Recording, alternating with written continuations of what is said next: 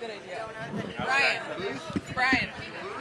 Well, we're excited to be back in New Hampshire. I want to thank Governor Sununu for hosting us. We've got a great day ahead of us. Also want to thank him and Republicans here in New Hampshire for doing a great job. I often tell people when I fly north from a no-income tax state, second lowest per capita tax burden in the country, usually the further north I go, the less hospitable it is for taxpayers. But you got kind of that one sliver in New England that's holding the fort, the live free or die state. So we appreciate everything everyone's doing.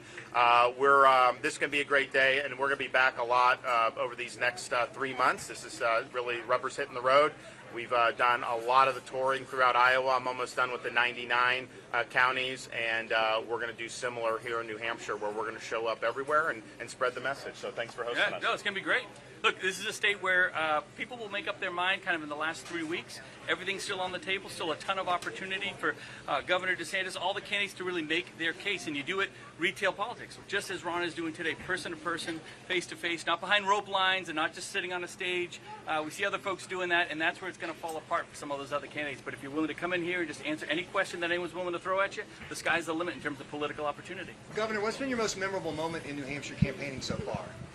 You know, it's interesting. I would say probably when we were up about a week and a half ago, we went up pretty close to the Canadian border, up to the North Country, and just the colors that you see as we were driving up. I mean, it was really, really beautiful. And, you know, in Florida, we don't really have seasons. We have hot and then nice, and that's pretty much how it goes. So it was good. And I kind of remember that back in the day for New England, but I think it was really vivid and really pretty. Governor, you've talked about taking away student visas from those, quote, demonstrating with Hamas.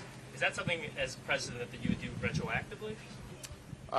Well, yeah, I mean, it depends. I mean, I think that you don't have a right to come here to this country at all as a foreigner. It's what we decide you do. You don't have a right to a student visa. It's what we decide. And to be out there celebrating the massacring of Israeli civilians, that is not something that I'm going to extend a privilege to you any further. And so we would yank that and send you on your way. And, you know, some of the stuff I think is really, really sick, what we've seen. I think you've seen a lot of anti-Jewish hatred just bubble to the surface. Some of the stuff, quite frankly, I think some of these people don't even know what they're protesting. I think this is kind of the new current thing. They think they got to go out there and do. But the reality is Hamas is a terrorist group. Not just the deaths, which is bad, but the brutality in which those deaths were done. Israel has every right to defend itself, and they have the right to defend itself to the hilt, and we're just going to stand with that 100%. Governor, should the Israelis delay ground offensive into Gaza until the U.S. or the Israelis are able to secure more hostages? I think that's a tactical decision to make based on the intelligence on the ground. Clearly, I think both the Israelis and the American government have a strong interest in recovering as many of our citizens as possible. Whether doing a ground invasion would inhibit that or help that, I think would be based on the intelligence that you have at the time. Governor, if you were in Congress, Governor, would you support President Biden's aid package? Oh, of course not. I mean, this is the problem. First of all, glumming all this stuff together is a joke. These are all separate issues. But if you look, he's like, oh, I'm going to put $4 billion or whatever for border security. It is not to keep illegal immigrants out. It is to process more coming in. It would actually make the problem worse because it's an incentive for more people to come. And then there's a whole host of problems with these other things. So yes, they should not play these Washington games. They should debate issues as they come up. But they should look at this and say, okay, wait a minute.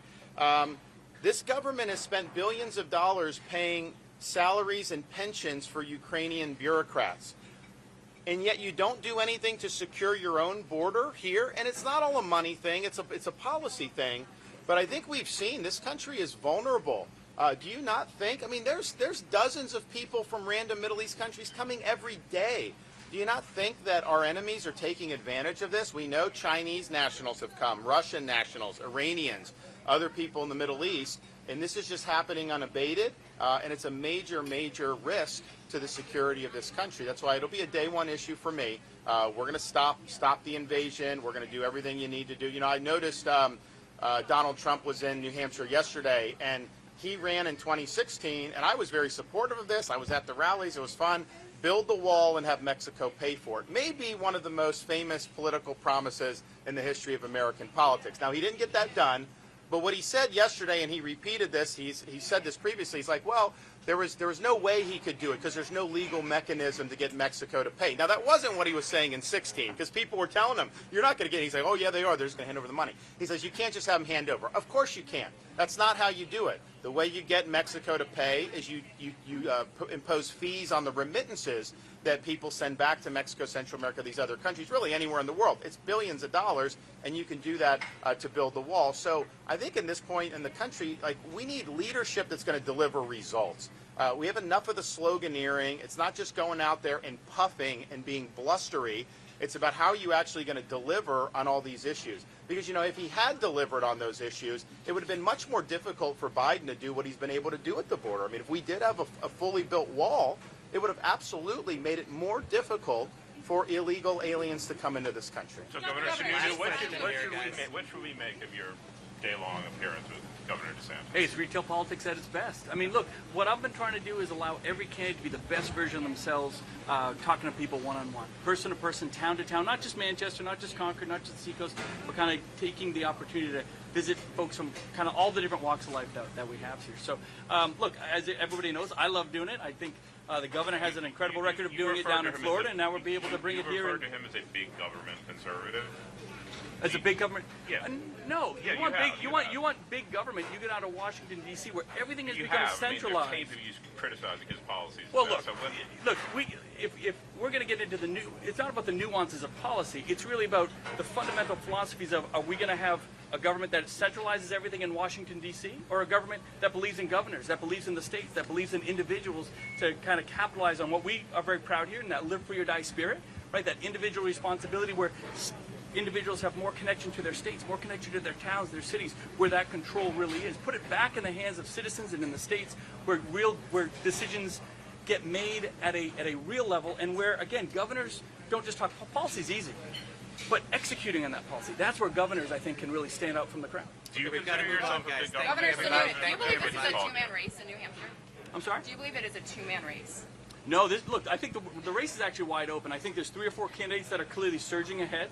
There's 6 or 7, I don't even know how many we're counting at this point in the race. I'm a big believer that I think the third debate is going to be pretty critical. I think it is, because that's really going to narrow the field down. You're going to have a lot more airtime for all the different candidates.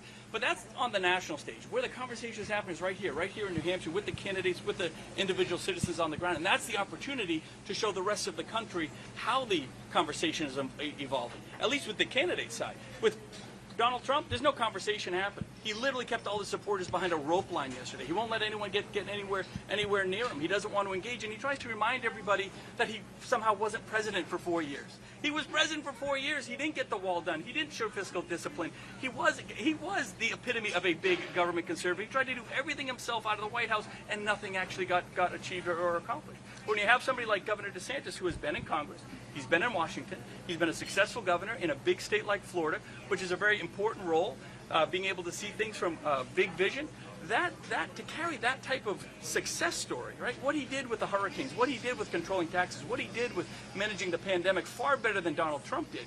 Donald Trump and Fauci can have their race over here. States and conservatives where we led and allowed the country to be the best version of themselves. We allowed the economies to be open and people to have flexibility and freedom. That was really the separating line, both with the pandemic and kind of allowing the red states be successful, the blue states kind of get held back. And I don't know. I just think that those are records of success. That's not talking points. That's actual results that Governor Sununu, you know, the thing is the number one innovation state in the country. They beat New Hampshire. Was the fix in?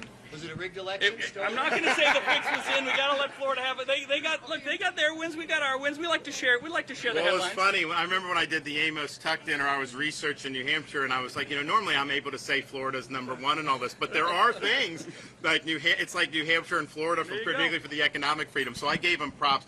I just want to say 2 things. One is, I think, you know, Chris is right about retail being willing to answer questions, and what Donald Trump does now, he is wedded to the teleprompter. he can't get off that teleprompter. Anytime he does, he says things like, don't vote. He's telling people not to vote, like we have all the votes we need. Really? Like, wait a minute. You lost the popular vote to Hillary Clinton in 2016. You don't have all the votes you need. And so I think that it's just shown this is a different Donald Trump than 2015 and 16. Lost the zip on his fastball, has a sense of entitlement, all this stuff, doesn't think he has to go through and earn it like other candidates, and that's just not going to fly in Iowa and New Hampshire. And that's why, you know, how this came to be with Iowa and New Hampshire and on the way that I don't know, but I'll tell you, just having been here, I'm glad that it works this way, because I do think you got to earn it, and I think the voters expect that. That's the first thing. Second thing is, I think Chris has said, and I've said, we need a candidate that can win the general election. There's too many people that just are not going to vote for Trump at this point, is my view, and I think Chris as well. But you have another wrinkle now with RFK Jr. as a third party. RFK Jr. will be a vessel for anti-lockdown and anti-Fauci voters if Trump is the nominee. If I'm the nominee, they all go to me because I stood up against Fauci. I'm going to clean out CDC and all those. It's a big part of my platform. With Trump, though, he created Fauci. He elevated Fauci. He never fired him. He said that he did everything right during COVID. He claims he saved 100 million lives, you know, with the mRNA vaccine and all this stuff. And I think those voters who are understandably still very frustrated with how this federal government handled COVID and the lies that were told and all the mistakes that were made with no accountability, they're going to want a vessel for that. And I think they may default to Kennedy. So I think he will hurt Trump way more than he would hurt any other candidates, and that makes it even a tougher uphill battle when you start talking about states like Georgia, when you start talking about states like Wisconsin and Arizona, Nevada. We need to put our best foot forward here. I will be the vessel for people that want accountability for COVID and the mistakes that were made. Governor DeSantis, chief strategist Jeff Rowe, ahead of the first debate, said you had 60 days to beat Trump. That turned into the kiss of death. He's not my super PAC. Then they do what they want to do. I think that's fine. I don't think very many people think that was a very smart thing to do with whatever was going on with that. I can tell you that had nothing to do with anything I've done with any of the debates. You know, we go in and let her rip. You know, even though I was not really asked a lot of questions at the beginning of the last debate, every focus group and poll, you know, take it for what it's worth, but they all acknowledge that we won that one, and I think we'll have another strong performance. I think Donald Trump needs to show up to one of these debates. He needs to prove that he can debate. I mean, I was there for that. I mean, I remember, you know, we had people over to our place at the first debate with Biden. Biden beat him in that debate. And this was a 78-year-old Biden who was clearly past his prime even then, much less now, and yet he beat Trump in the first debate. So again, we need a candidate that's going to earn it. We need a candidate that's going to show up. You're not going to beat the Democrats by adopting Joe Biden's basement strategy. You got to get up there and you got to fight the fight. Do you think that's a position to beat Trump? Thank you.